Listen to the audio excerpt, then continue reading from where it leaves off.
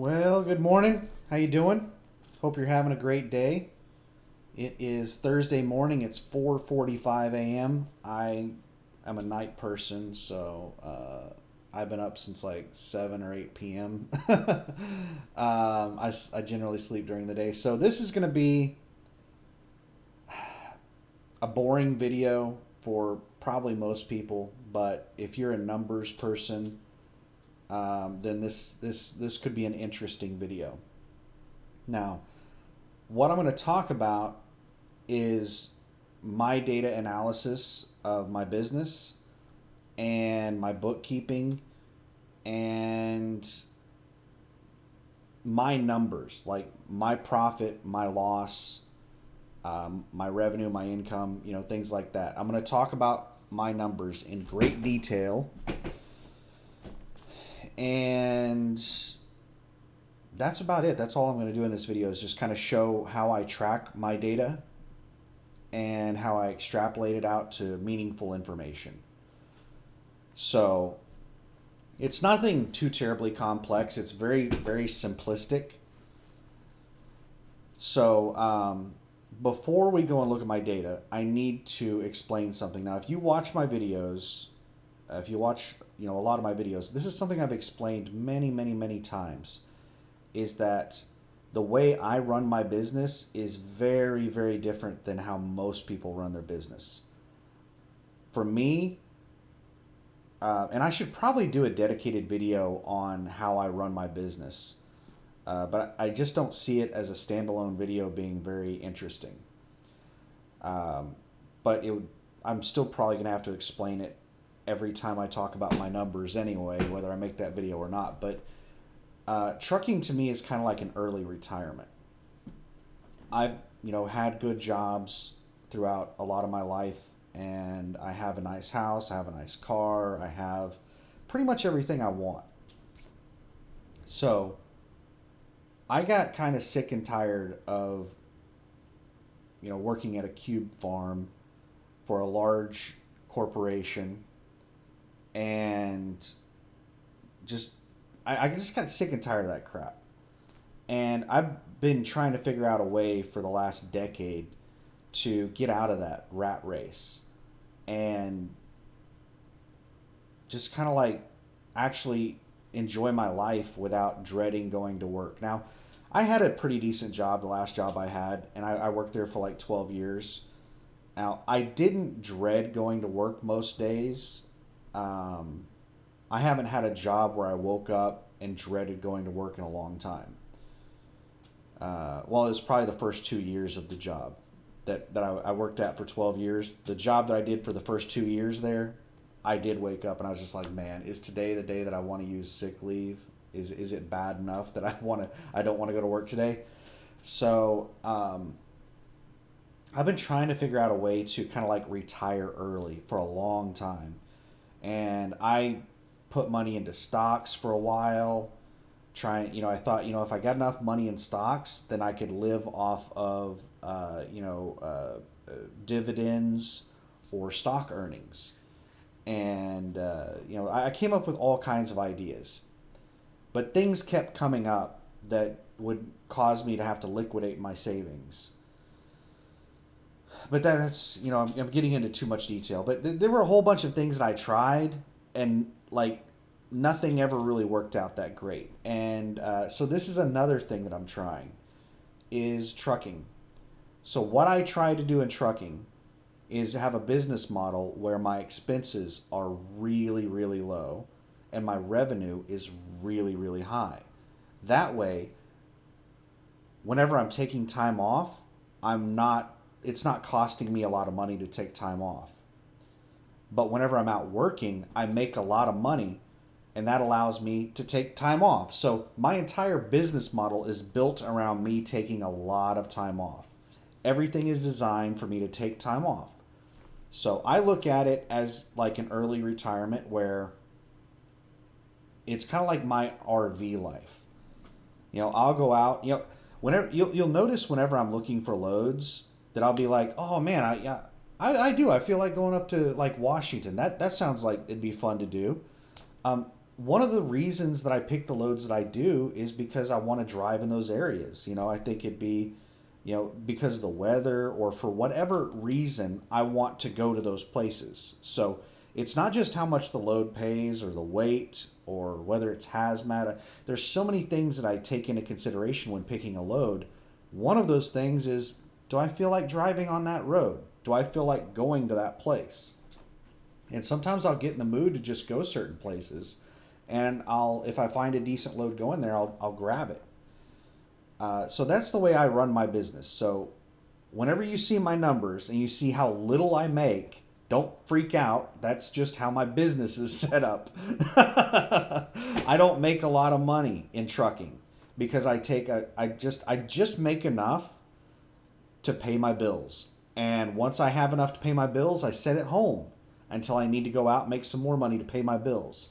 Now, I do have a nest egg. I do have money in the bank. I'm not living paycheck to paycheck or any crazy shit like that. You cannot live paycheck to paycheck as a business owner. You will go out of business. I have lots of lines of credit available to me that I don't use credit. So I have lots of credit available to me, and I have a lot of funds in the bank, and all I really try to do is maintain what I have. So that's the way my business is set up, is to just maintain what I have. And I'm thinking I might want to go out and make a little bit extra and start adding to what I have. So maybe I'll do that. I don't know. That's another video. But this big disclaimer right here is just to let people know that, like, you can make a lot more money than what I'm making in trucking. I sit at home a lot.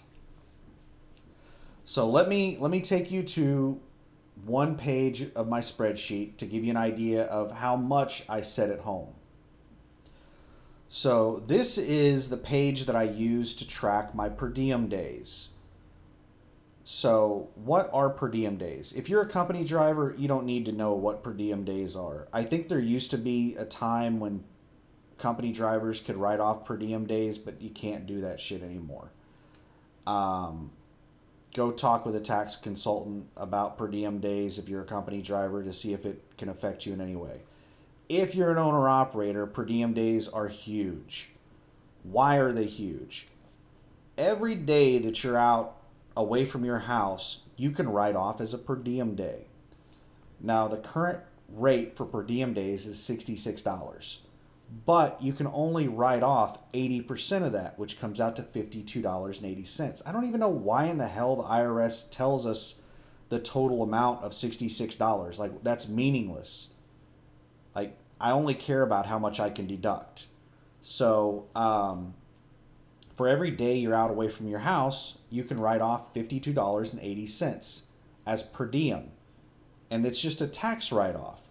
It's as if you spent $52.80 on something and you're writing it off. But you don't actually have to spend the $52.80. So it's like the best tax write-off. You're not spending any money, but you're able to write it off that you did. So per diem days are absolutely amazing. And per diem days are the reason you have to keep a record of your log. Well, one of the reasons you have to keep records of your logs. So if you get audited by the IRS and you don't have your logs, they're not going to let you write off any per diem days. You have to have some way of justifying the write-off. That's the reason you have to keep your receipts. Logs for per diem days are receipts. They're receipts for your per diem days. So there's not a specific way that you have to track per diem days. If you're using a tax service like ATBS, I've used them before, and I know that they have a very specific way that they track per diem days. That's not the only way to do it. As long as you're consistent and you use the same method on all the days, and it makes sense, and it's within the guidelines, you can use any damn method you want to track per diem days. Me, what I do is I break everything down to a quarter day. So if I get home at 6 a.m. in the morning and I take the rest of the day off at home, then that is a quarter of a day of per diem, 6 hours. I was away from home for 6 hours, and then the rest of the day I was at home. So I would put 0.25 for that day, for a quarter day. And for days that I'm sitting at my house, I put a 0 in there. There's no per diem day there. And days that I'm all the way out on the road, it's a 1. So the days that I'm coming home or I'm leaving home, those are typically going to be partial days. And then the days that I'm at home or I'm on the road will be full 0s or full 1s. So I just go through here for every single day and I put what it is. And it's really easy to do this because whenever you're going through your logs, you basically just find the day that you left your house, figure out the partial day on that, and then find out whenever you came back home. And everything in between is going to be a 1. And then you put a 0 from whenever you got home. And then once you're at home, you just figure out how long you were at home, and all the way up until the time you left is a 0. So pretty damn easy to do that. So this B column, these are all of my days, and I have in here a 1, a 0, or some type of decimal partial day listed. And all this E1 right here is it just goes and it adds everything in this column together to come up with my total number of per diem days. Now, for data analysis, I would also like to know how many total potential work days did I have.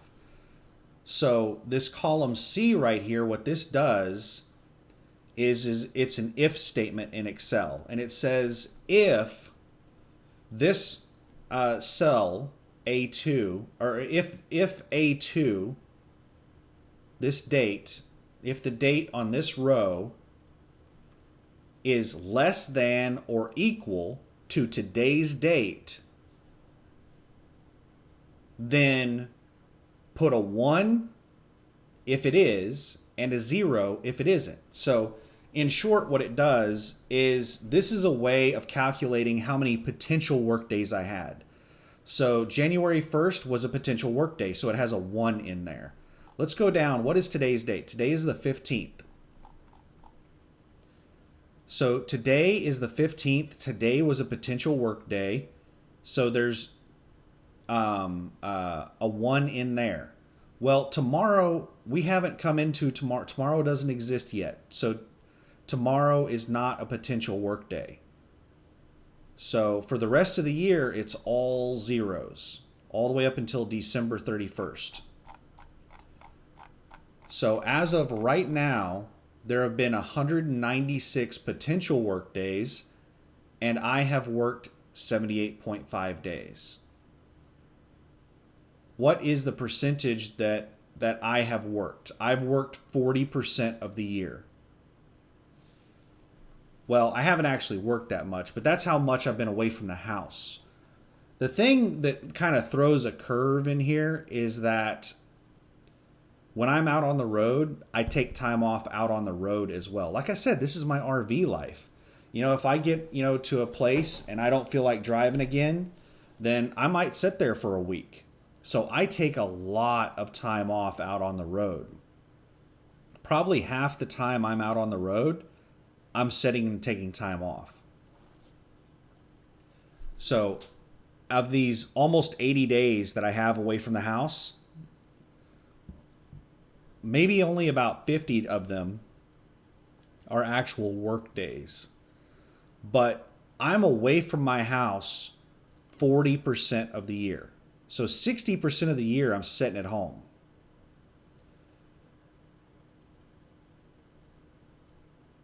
What is the deduction here? This is my per diem deduction.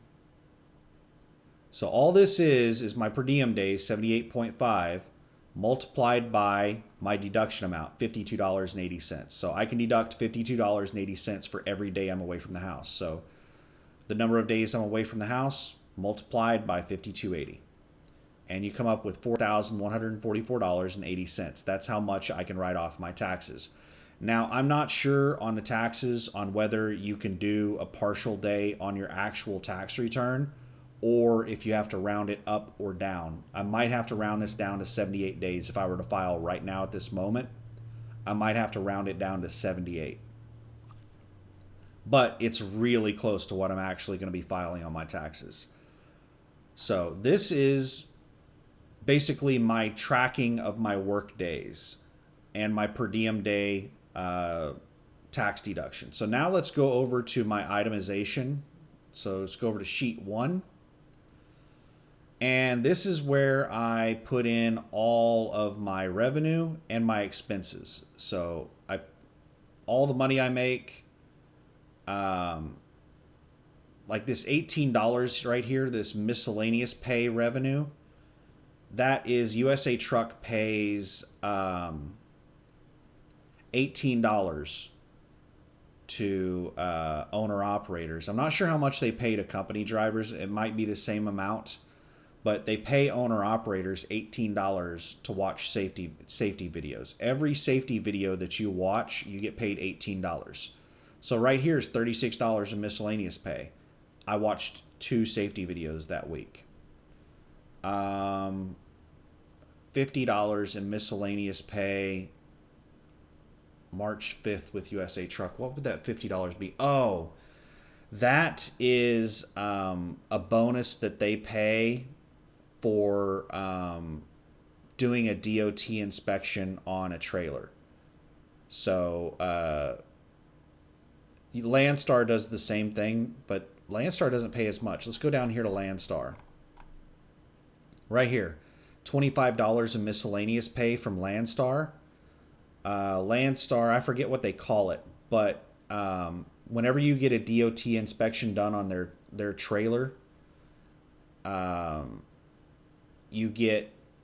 pay you $25. So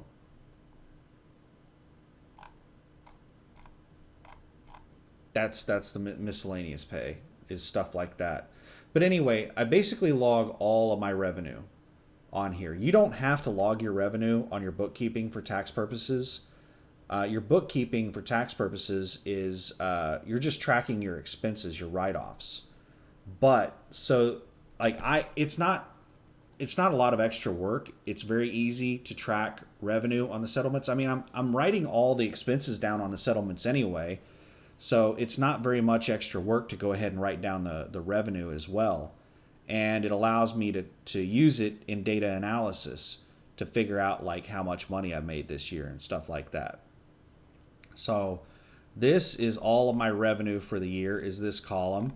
And then the column right next to it in E, I basically put in what type of income it is.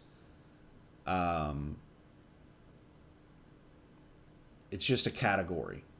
I like to be able to, you need to be able to categorize the income. And then my expenses are just that, they're expenses. Like everything that I can possibly write off, you know, my fuel, my parking that I pay for, my scale tickets, maintenance, equipment costs. I bought a new Coleman cooler for $140. That's right here, $140.86 equipment. That's the cooler in the truck. $6.85 maintenance. That is a light, my license plate light that I bought at the TA. $140.06. This is one of the mattresses that I bought for the truck.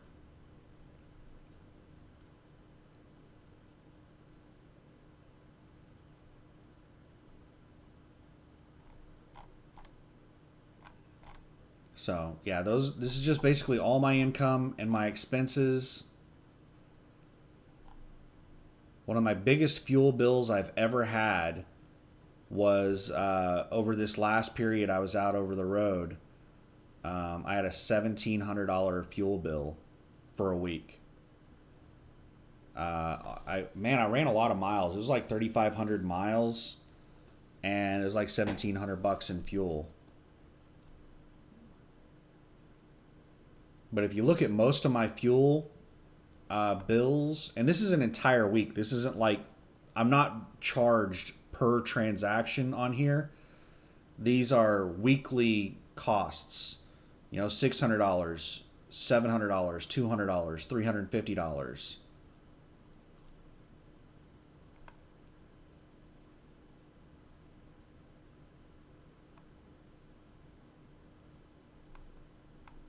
So yeah. And we'll I might do the pivot table here in a second and show you the breakdown of my fuel costs for the year and stuff like that. But let's just look at my income and my expenses, my per diem and my revenue and all that good stuff. So you have all the data here, and how do you put that into something meaningful? So what's my revenue for the year? Now I have almost everything on here.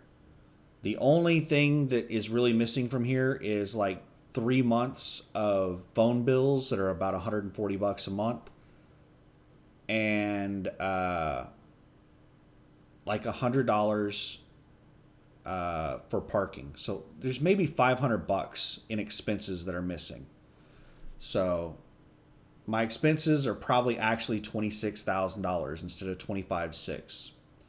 So my revenue for the year, my total gross to the truck for the entire year is $47,000 roughly. And let me do something. Let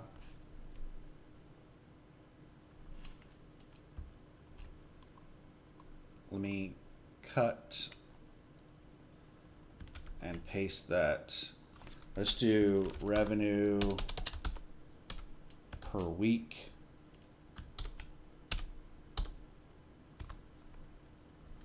Equals sum of, let's see, that's J4 times 7.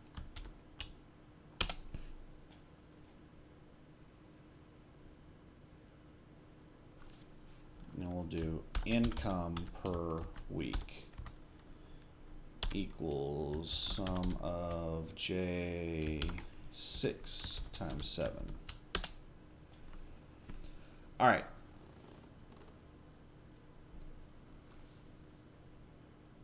So we have my total gross. We'll talk about what I just did here in a second. Let's go back up here. So my total revenue gross to the truck. We're like halfway. We're over halfway through the year. So I'm on pace to make somewhere around $85,000 total gross to the truck for the year. That is terrible for an owner operator. That is absolutely horrible. You really need to be making $150,000 or more as an owner operator. Most people do. The only reason I'm able to make so little and survive is because my expenses are low. Like my truck's paid off, stuff like that. If you had a truck payment, there's no way you'd be able to stay in business making the kind of money I'm making. It's just not happening. So my revenue for the year is about $47,000. That's total gross to the truck. My expenses are about $26,000 plus about $4,000 in per diem that I can write off. Now that's not an actual expense, that's just a tax write-off. And that brings my income to $17,000. Now if you add in that per diem back in, because that's not an actual expense, that's just a write-off. My income is my taxable income. If you add in $4,000 back into that 17, you come up with 21,000. So what I've actually made on the year after expenses is about $21,000. So I'm on pace to make somewhere around $42,000, $40,000, somewhere in that area. We're actually over halfway through the year, because it's July 15th right now. So I'm on pace to make about $40,000 of taxable income. Last year, my taxable income, $39,000. So I'm on pace to make exactly the same amount this year that I made last year. And how does all of this break down? My revenue per day, my revenue per week. So this is based on, if we go back over here, to, my per diem days. I track my per diem days, and I'm tracking my total, available days and stuff like that. So the revenue per day is taking my gross revenue and comparing it against my days that I've been out on the road. Now, these are not all actual work days because, like I said, I take a lot of time off out on the road. So of the roughly 80 days I've been away from my house this year, I probably only worked about 60 of those days at most. So these numbers are not too terribly accurate on how much that I'm making per day or per week, but it gives us a solid like piece of information. Data is meaningless without context. And that's the reason I'm trying to provide some context here. I know all of this stuff, so the data, like, I understand the data, but to explain it to somebody else, they need the context. So my revenue per day, I'm making about $600 a day when I'm out on the road. My revenue per week, just a second, I'm looking at something. Yeah. My revenue per week, what I'm making average gross to the truck is about $4,200 per week. Now, somebody who watches my USA Truck videos knows that what I normally made with USA Truck was $4,700 gross per week. That was on a normal week where I worked the entire week. This $4,200 gross per week that I made year to date, this is with USA Truck and with Landstar, both. This is also taking into consideration my abnormal weeks where I sit at the truck stop for all week and I don't move a load for an entire week, but I'm still away from the house. So $4,200 gross to the truck as an average is pretty damn good. That means that I'm probably getting close to $6,000 per week gross to the truck whenever I'm actually working the entire week. So now let's talk about my after expenses money. Now this is also taking into consideration my per diem. I should probably do these numbers without per diem because per diem isn't an actual expense, it's just a tax write-off. But these numbers are taking per diem into consideration. So it's using my income, my taxable income, and figuring up what I'm making per year or per day, per week, per day, per week, not per year. I could extrapolate it out to a year. But my income per day is about $218 per day. I'm making about $218 per day profit. And my income per week is about $1,524. So what I'm making after all business expenses and all tax write-offs, like per diem's not an expense, but it is a write-off, I'm making about $1,500 a week just based on the number of days I'm away from home. This isn't calculating in days that I'm sitting at home. This is just based against my per diem days, so the days that I'm away from the house. So the amount of money I'm making is not very good. And if I had a truck payment, the reason that you can't do what I do if you have a truck payment is because if you have, let's say, a $700 a week truck payment, and you can have much higher truck payments than that, but let's say $700 a week. Well, then you're only making $800 a week income. And this is only based off of the days that I'm away from my house. It's not factoring in all the... You're still paying a truck payment whenever you're sitting at home. So, what was it? There's a potential of 196 days. So, let's break down 700. Well, it's easy to break down $700 a week truck payment. That comes out to $100 a day. So 196 potential days That's $19,600. So if you had a truck payment, you would have $19,600 in additional expenses above what I have had this year. That's higher than my income.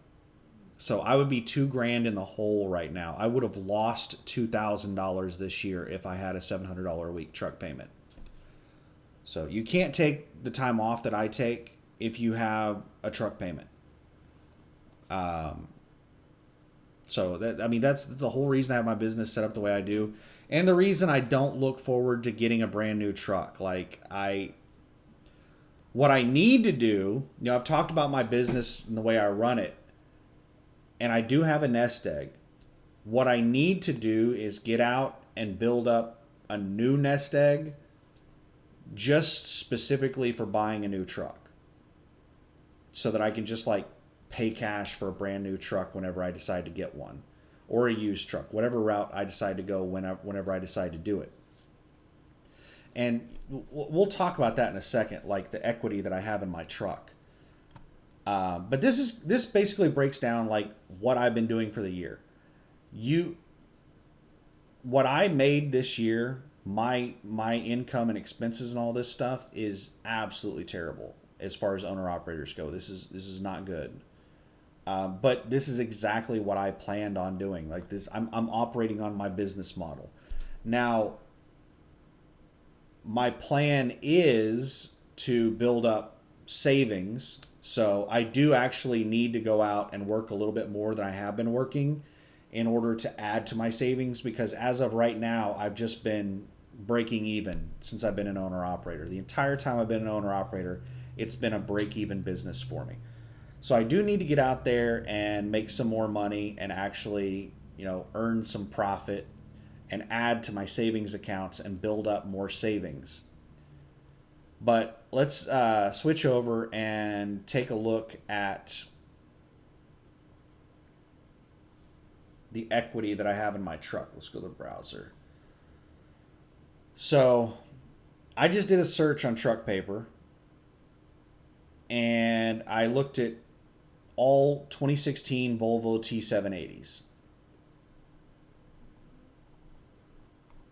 And we're going to look through here and see if we can find something that's very similar to what I have. Now, when I bought my truck, it had about 450,000 miles on it. Right now, it has, I believe, 521,000 miles. I think it has 521,000 miles on it right now. I put roughly 71,000 miles on the truck since I bought it. I could go, you know what? Let me just pause this and double check. All right, I pulled up my purchase agreement, and they put the odometer reading on on that. So the odometer disclosure statement says 461,471. And I'm thinking, it's 521, right? The other piece of information I have, just a second here. 2021, let's go to my maintenance documents.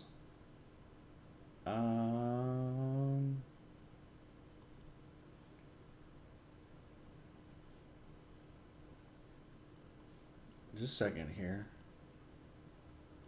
My maintenance report, 517.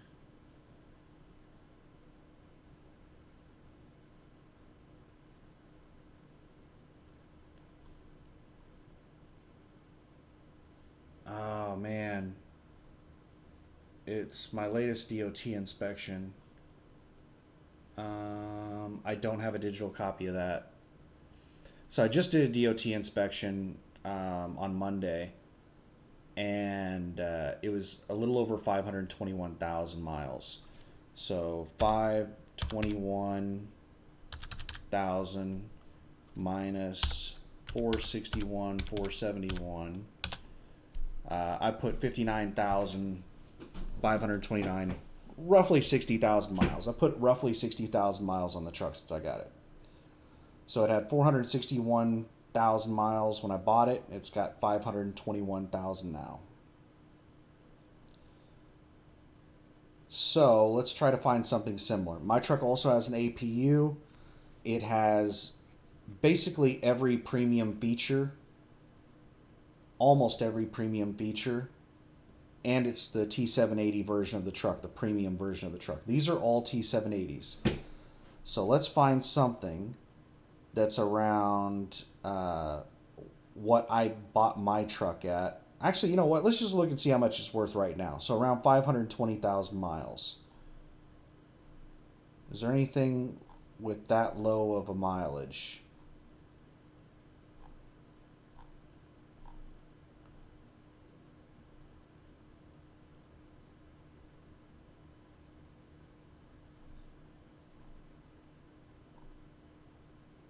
Here's 586,000. There's no these assholes. All right, page 2 doesn't have any prices. Oh, here's one, 517,000 miles. This is really close to what I have. They have the 455 horsepower engine that I have.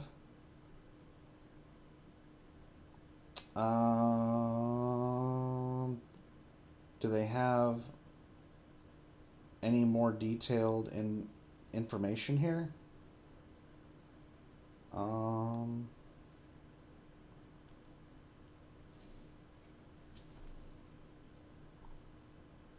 There we go. Okay, so 455 the D13, 12.8 diesel, engine brake, yes, single exhaust, automatic Volvo I shift, 12 speed. Ah, man, this is like heavy haul gear ratio here. My gear ratio on mine is the standard like 264. This 3.25 gear ratio, that is like for you're not going to get very good fuel mileage on that at high speed. Um, that's really for climbing hills. Let's see, all 13,200 pound front axle, 40,000 pound rear axle. So they got the same axles I've got.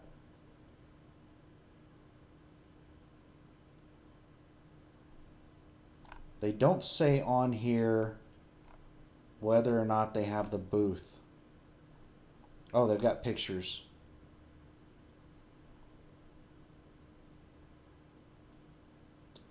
Another thing they don't mention is whether or not they have the premium transmission option. We should be able to tell in the pictures. They do have the booth like I've got.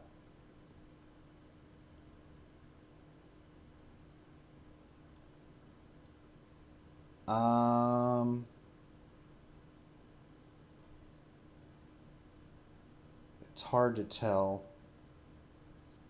See if I can zoom in.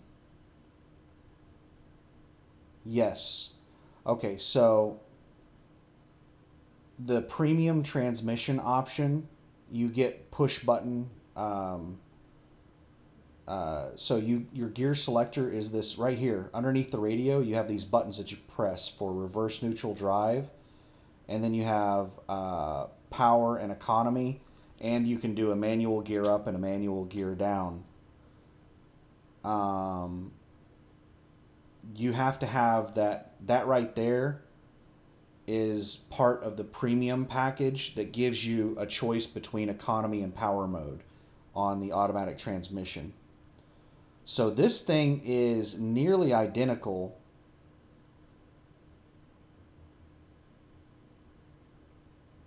Oh, wow. Okay, they do not have power mode, and they don't have a manual gear selection. So I don't think that they have the full featured premium transmission upgrade, because they are missing some buttons on there.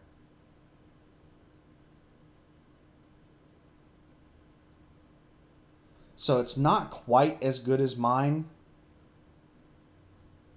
but this truck is very similar to mine. It also doesn't mention that they have an APU. My truck has a carrier APU.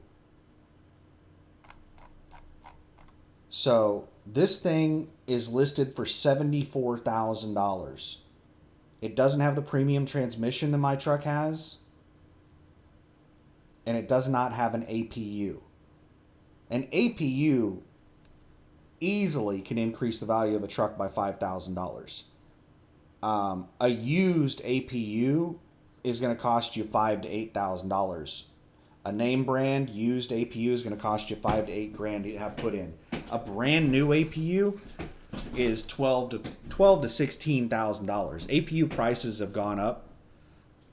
You could get like a new APU for $8,000 to $12,000 a year or two ago, but prices on APUs have jumped up quite a bit. I was just talking with Big Rig Product about the next brand new truck that I purchase and what APU I'm going to go with it.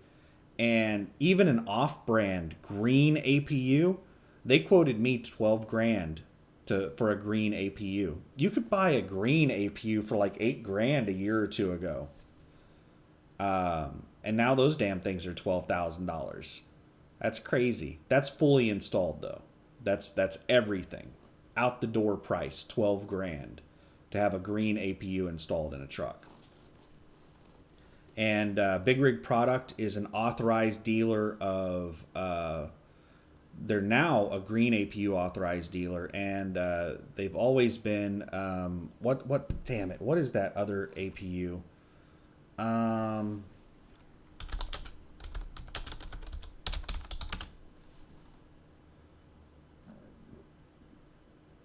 Rigmaster. There you go. They are a Rigmaster authorized dealer, and they're now also a green APU authorized dealer, but they work on all of them. Almost all of them use the same damn Kubota engines, and there's another one. I forget what the other engine type is that's not quite as common. Kubota is really common. Perkins, I think that's it, is the other engine that a lot of them use, but it's not as common as the Kubota. And those Kubota engines, man, they are, man, I've seen them go through some abuse and keep on running. But yeah, this just gives you a rough idea of how much my truck is worth right now. I might be able to get $80,000 out of my truck if I were to sell it right now. How much did I pay for it? $40,000. My truck is worth almost twice as much as I bought it for. And that goes back to what I said earlier. Like, whenever I came into the market, like whenever I became an owner operator, everything was absolutely perfect. I'm not sure if I said that earlier.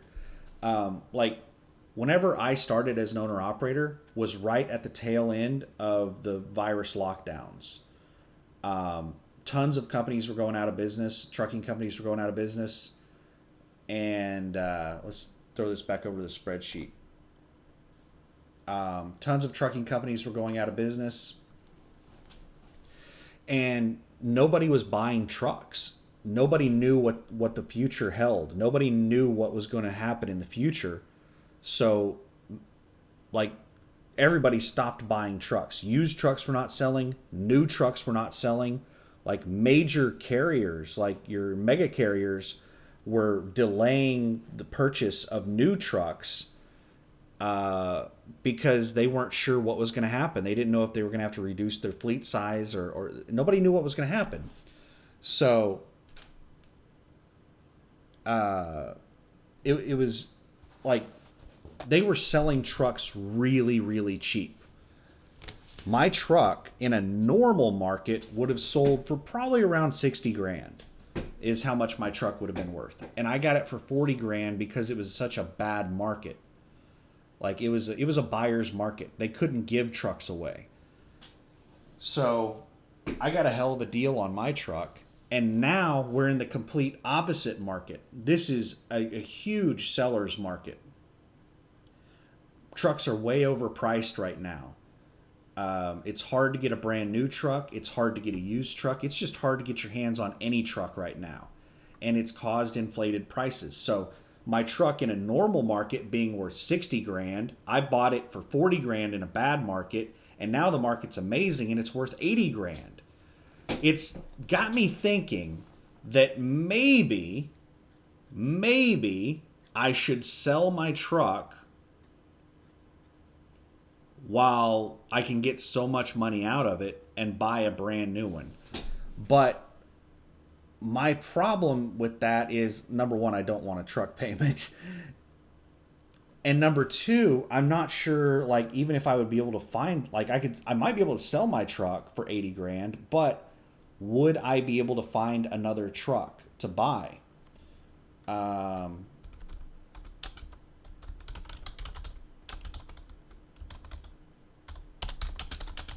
right, let's do a search for a 2022 Freightliner Cascadia for sale.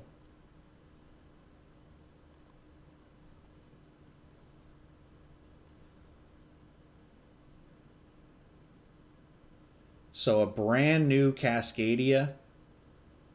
I just clicked on the very first.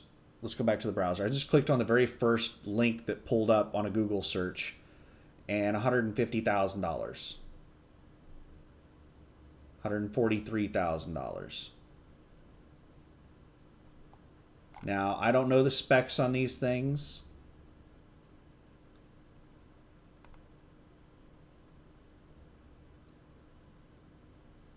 This is in Pompano Beach, Florida.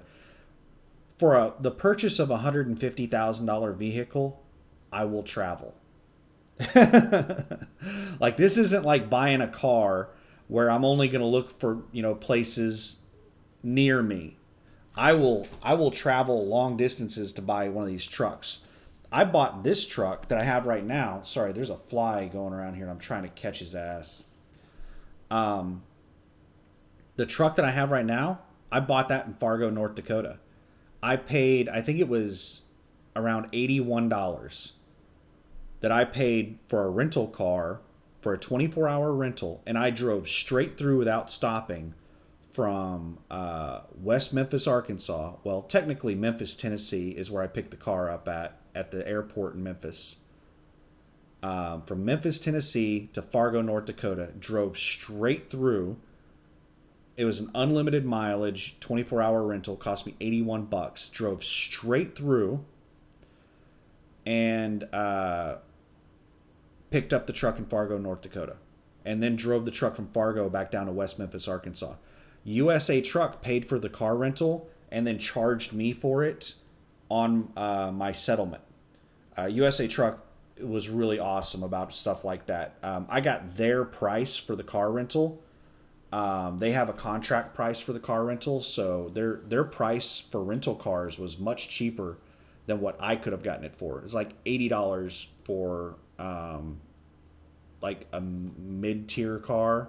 It wasn't like the bottom tier car. It was like a Nissan Maxima or something like that I drove. But anyway. Let's see what other listings we got here. Wait, I was going to look at details. Do they have many details in here? So, the main reason I went with Volvo on my truck is because, number one, I like Volvo, but also because I wanted an automatic, and I knew that I was not going to be able to buy a brand new truck. No one is remotely competitive with Volvo automatics until Detroit started producing their Detroit transmissions paired with the Detroit engines. And I think that was like the 2021 models, it was either the 2020 or the 2021 model Freightliners were the very first ones that had that paired up. Those are the first trucks, automatics, that compare with a Volvo. So now, if I end up getting a brand new truck, I'm probably going to go with Freightliner because they have good automatics now. Prior to that, the only good automatics on the road were Volvo I-Shifts. All right, what are the details on this truck? 2022 Freightliner Cascadia. Tandem axle, front axles. Oh man, it's a 12,000 pound front axle. Fuck that. No, I'm not doing that crap. There's certain things that are just no go for me, and a 12,000 pound front axle is a deal breaker. It is so easy to go to over 12,000 pounds on your front axle.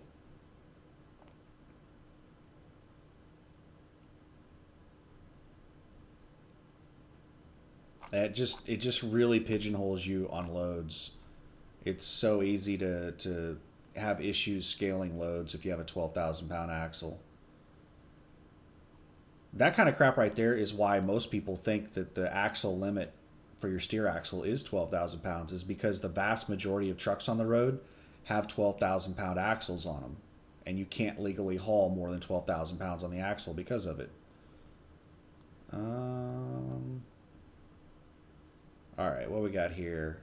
Ooh, I do want to get the DD15 engine. 505 horsepower. Oh man, this thing sounds awesome. If they're going to have that much horsepower, they've got to have heavy axles.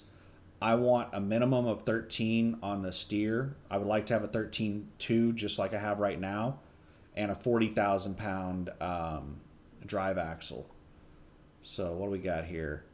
Air conditioning, air horns, air seat driver, air seat passenger, automatic traction control, auxiliary radio, block heater, Bluetooth, CB. It comes with a fucking CB radio? What? Chrome gauges. I hate chrome. I hate chrome. Cruise control, dump valve. What the fuck is a dump valve? A dump valve. I don't know what a dump valve is. Let's look what a dump valve is. I probably know it under a different name.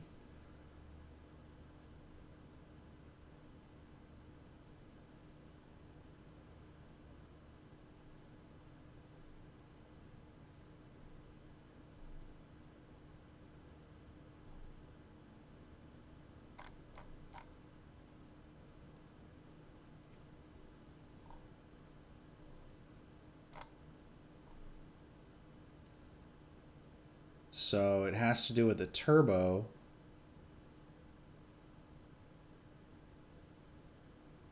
A blow-off valve is connected by a vacuum hose to the intake manifold after the throttle plate. When the throttle is closed, the relative manifold pressure drops below atmospheric pressure, and the resulting pressure differential operates the blow-off valve's pistons. The excess pressure from the turbocharger is then vented into the atmosphere or recirculated into the intake upstream of the compressor inlet. So it sounds like, okay, so your turbo basically forces air into the engine, and it sounds like that this blow-off valve or dump valve, all it does is that in situations where you don't need it, it just redirects it out of the engine. So I don't know why they would have that listed as an amenity. It sounds like a basic feature. Anyway, back over. Heated mirrors. Heated mirrors are really nice. I have heated mirrors. They are really nice in the winter. when your mirrors start freezing over, you can't see shit out of them. You'll wish you had some heated mirrors. Power locks. Power mirror left, power mirror right, power window left, power window right, satellite radio. Sleeper door left. It has a sleeper door on both sides. Sleeper window left, sleeper. I don't like sleeper windows. I'm having major issues with my sleeper windows and the amount of heat generated from them. So it has tilt and telescopic steering. Basically I have everything here except these sleeper doors. I don't have doors on my sleeper. Huh. I think that's just an escape hatch. That's like an emergency escape hatch.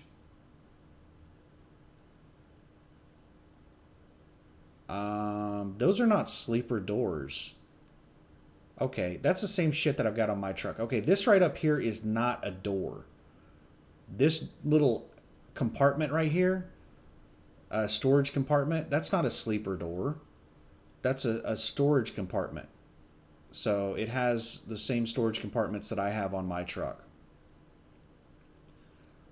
All right, this thing does not have the booth at the bottom. I will not own a truck without that booth at the bottom. I love that booth so much.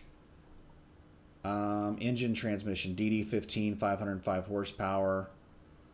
Suspension, oh my God, 3.23. See, I knew that it was going to have a high gear ratio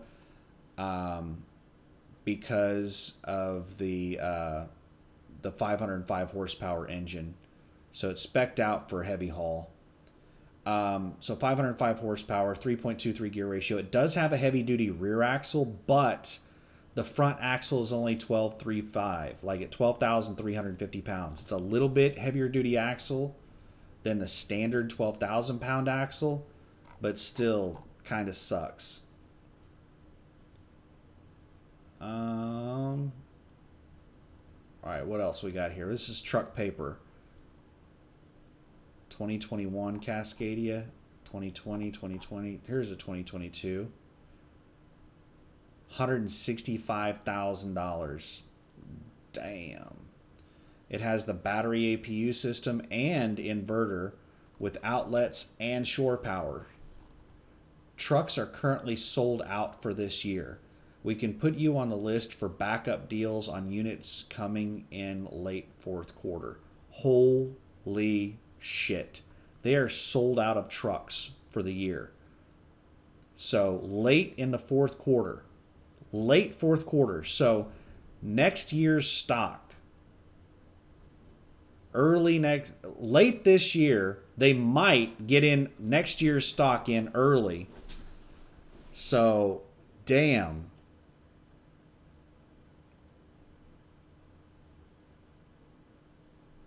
Damn. So I couldn't buy a brand new truck if I wanted to right now. The dealers are saying that all the trucks for this year are sold out. You can't get a brand new truck until next year.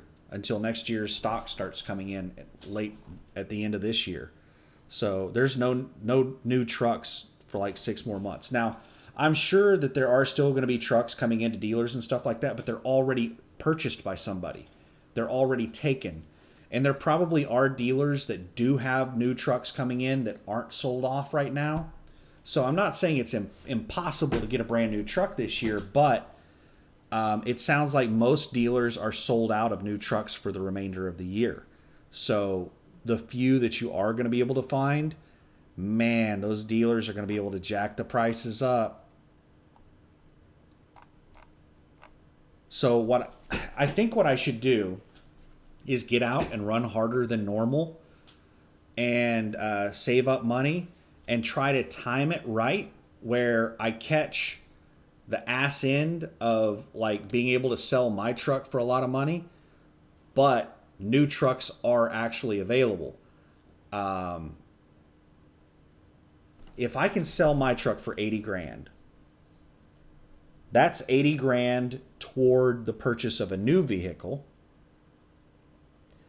And if I end up buying a truck for $170,000, if I can save up, God, saving up $70,000, that's going to be a bitch. I would have to go out and work a lot to do that. But that would get me up to about 150 grand, and that's not even considering, taxes that I'd have to pay on the purchase and all the rest of that crap. So I would still be financing some of it, even with all of that. Oh man, I would really love to have a brand new truck. I don't know. I like my truck. My truck's awesome, but yeah, I would like to have a brand new truck. That'd be nice. I think I just like one thing that is certain with everything I've been talking about.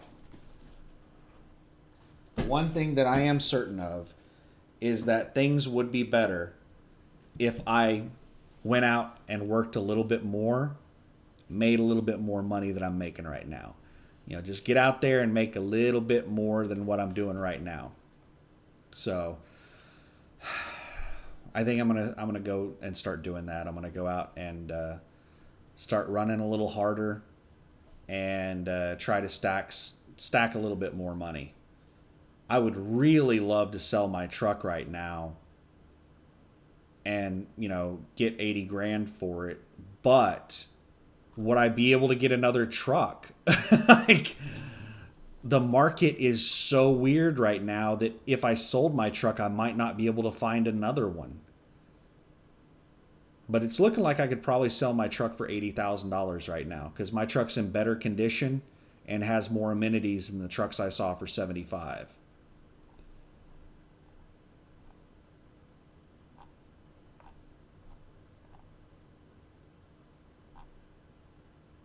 I don't know, man.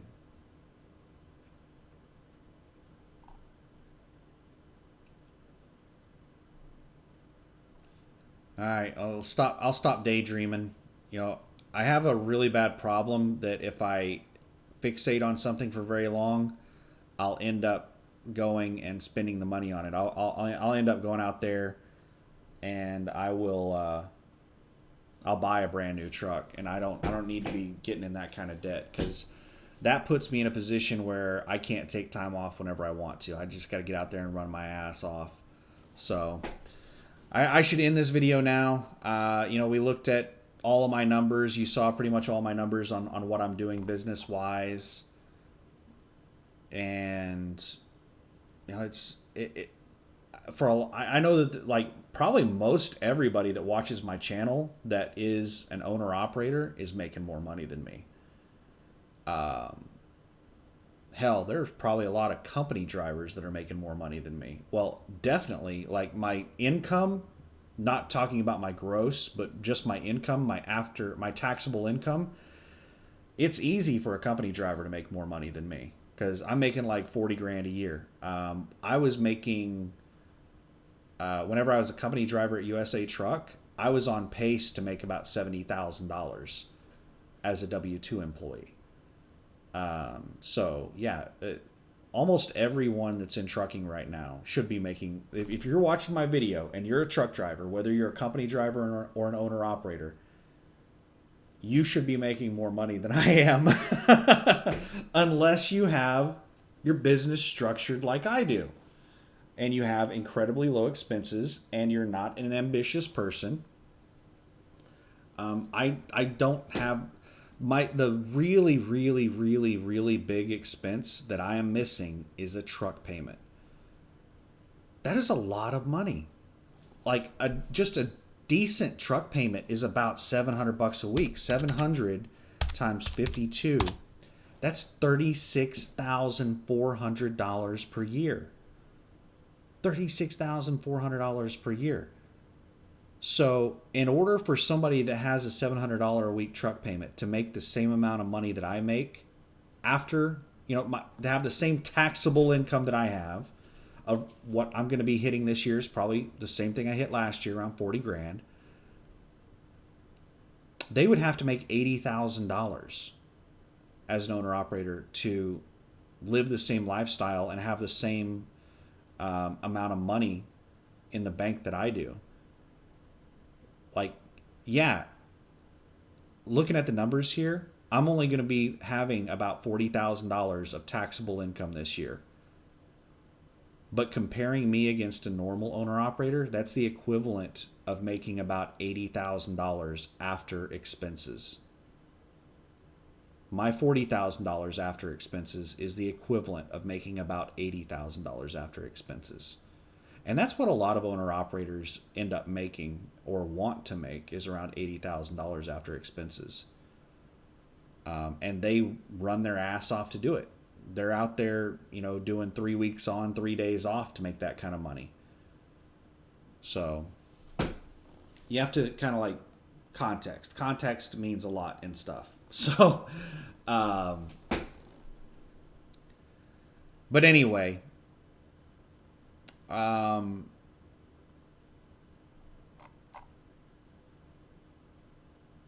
think we're pretty good on this. I think I should go ahead and end the video now. Is there anything else I want to say before I end the video? I don't know. Somebody did request for me to take a look in the Nashville area on the load board, and I think it's kind of pointless for me to do that in the middle of the night because you're just going to see nothing but trash loads. So whenever I make a video during the daytime, whenever there's actually loads being posted and there's decent loads on the board, I'll try to remember to show Nashville on the load board. So anyway, thanks for watching. Have a good one. Bye.